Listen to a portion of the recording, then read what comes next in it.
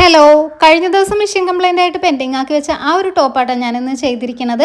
അപ്പോൾ അന്നേരം കംപ്ലൈൻ്റ് ആയിപ്പോയി ആ ഒരു മെഷീൻ ശരിയാക്കി എടുക്കാൻ പറ്റിയില്ലെന്നുണ്ടെങ്കിലും അന്ന് വൈകുന്നേരം വിളിച്ചേട്ടൻ ഓട്ടം കഴിഞ്ഞ് വന്നപ്പോൾ തന്നെ കടയിൽ കിടന്ന് വെച്ച് എൻ്റെ മറ്റേ എംബ്രോയ്ഡറി മെഷീൻ ഞാൻ അപ്പോൾ തന്നെ വീട്ടിലേക്ക് എടുപ്പിച്ചായിരുന്നു കേട്ടോ. പിന്നെ ഇതിൻ്റെ എംബ്രോയ്ഡറി വർക്കിന് വേണ്ടിയിട്ട് ആദ്യം ആ ഒരു ഡാർക്ക് വയലറ്റ് മാത്രമാണ് ഞാൻ എടുത്തിരുന്നത്. പിന്നെ ലൈറ്റ് ഷെയ്ഡ് ഒന്ന് റഫായിട്ട് ചെയ്ത് കൊടുത്തു കഴിഞ്ഞപ്പോഴേക്കും കുറച്ചും കൂടി അത് നല്ലതായിട്ട് തോന്നി കേട്ടോ. എങ്കിലും ഒരു തൃപ്തിയാകാഞ്ഞിട്ട് മക്കളോടും കൂടി അഭിപ്രായം ചോദിച്ചിട്ടാണ് വർക്ക് ഫിക്സ് ചെയ്തത്.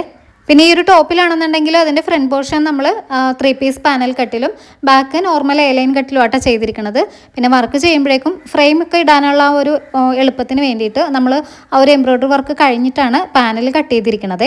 എംബ്രോയ്ഡറി വർക്ക് കുറച്ച് മാത്രമേ വരണുള്ളെങ്കിലും അത് ചെയ്യാതെ നമുക്ക് സ്റ്റിച്ച് ചെയ്യാനും പറ്റൂലായിരുന്നല്ലോ.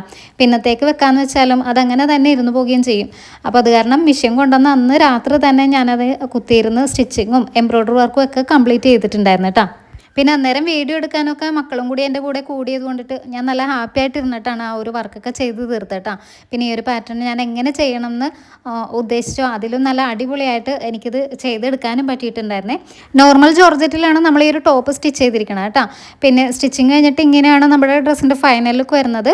പിന്നെ ഇതിൻ്റെ അകത്ത് കൊടുത്തിരിക്കുന്ന ആ ഒരു സ്ലീവിലും എംബ്രോയ്ഡറി വർക്കിലൊക്കെ കസ്റ്റമൈസേഷൻ അവൈലബിൾ ആണ്. അപ്പോൾ ആവശ്യമുള്ള ആൾക്കാർ ഇവിടെ കൊടുത്തിരിക്കുന്ന വാട്സപ്പ് നമ്പറിൽ കോൺടാക്ട് ചെയ്താൽ മതിയാകും കേട്ടോ.